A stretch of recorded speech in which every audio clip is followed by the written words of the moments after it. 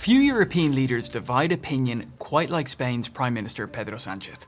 Abroad, he's praised for challenging Donald Trump. The people of Spain are fantastic. The leadership, like you. The leadership, not so good. Speaking out on Gaza and championing progressive causes. The Spanish government has decided to go one step further and to put in place with immediate effect 9 additional measures to stop the genocide in Gaza, to prosecute those responsible for genocide and to support the Palestinian population. At home, however, the picture is very different. He's taking important stances, and those stances are shared broadly in Spain, but then he's also very unpopular. That's Maria Ramirez, managing editor of the Spanish news outlet elDiario.es. She joined us to explain why Sanchez's international profile continues to rise even as he battles corruption scandals, political gridlock and deep polarization at home. So how did one of Europe's most prominent leaders become such a contested figure in his own country? And he's quite good in terms of presentation. He gives good speeches and definitely is good articulating policies. And I think that's one of the aspects that probably is resonating more outside Spain, because he's quite good making arguments on big issues like Gaza, Trump, migration. And that has been one of the keys, I guess, of his success also early on in Spain. So why do people praise him? There's been feuding with Donald Trump. It is absolutely unacceptable that those leaders who are incapable of fulfilling that mission use the smoke of war to hide their failure and coincidentally fill up the pockets of the few. We're going to cut off all trade with Spain. We don't want anything to do with Spain. Pedro Sanchez has or had for a while this thing about not mentioning Trump by name. So he usually refers to Trump as the president of the United States. So there is a bit of posturing in a way in that aspect. Obviously, it's quite easy to be outspoken against Trump in a country where an overwhelming majority of the population, of the voters, have a critical, negative opinion of President Trump. But it's also true that what Trump stands for is very different than Pedro Sanchez's ideas. And with immigration too, Sanchez has taken a pro-immigration position, saying it's good for Spain's society and economy. Almost half of GDP growth since 2022 can be attributed to the arrival of migrants. And around 20% of per capita GDP growth in recent years is linked to their contributions. So when we integrate as a country, what we're doing is moving forward, growing and progressing together. Europe is put at risk. So I think it's important that Mr. Sanchez, he needs to face the reality. Don't play with Europe. The EPP group will not stand for it. Thank you. In the case of Gaza also, there is a long-standing tradition in Spanish politics to be quite pro-Palestinian even before this war. So it's also an issue that particularly on the left it has resonated for over the years. Israel has rejected Sanchez's accusations, saying Spain's government has an anti-Israel bias. Now, the Spanish Prime Minister's stances on many issues have received praise from many across the world. But what about at home? I think in regarding the international issues, he has quite a big of support in Spain because those views are shared broadly in the country. They might be critical of him, but it's mostly for other issues, for domestic issues, for corruption, for other issues that are more internal of Spain. But in his international stances, he has broad support because these are views that are shared broadly, even among conservative voters that may never vote for him, but they sort of agree with him in some of these stances. Some of its critics in the case of international issues may point to that well, it's big words, it's nice words, but then there is not really different in action compared to other European leaders. Did you hear that? Maria mentioned corruption.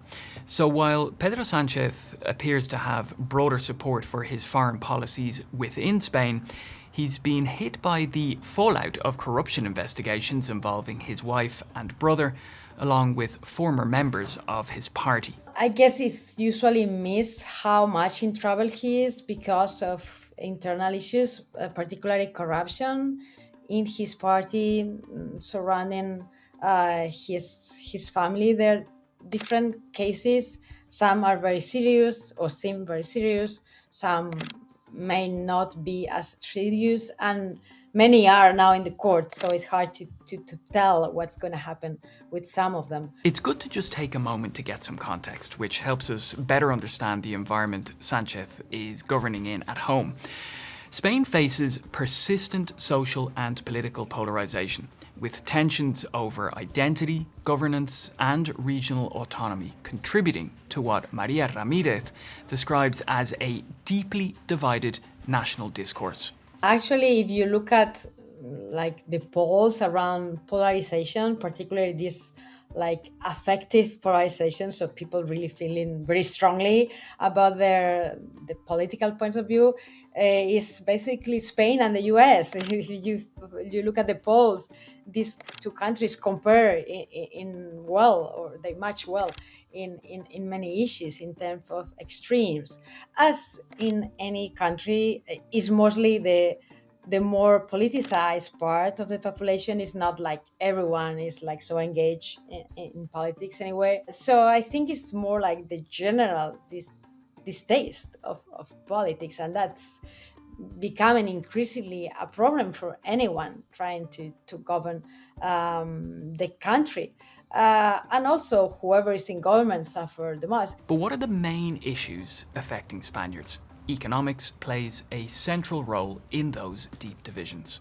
The paradox about Spain is that the country is really doing well. Is the country that grows more in Europe, in the Western world, let's say, in the more developed nations.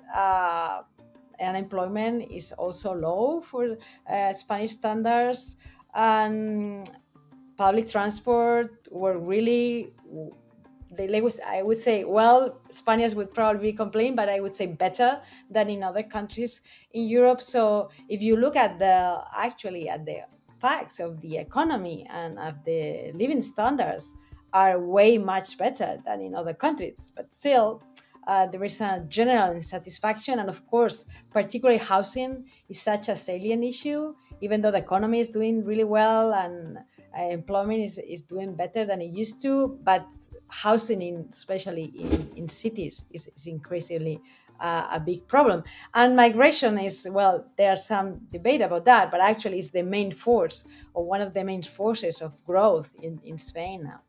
All right, so Spain is suffering from some of the big issues facing many countries around the world: housing and the cost of living.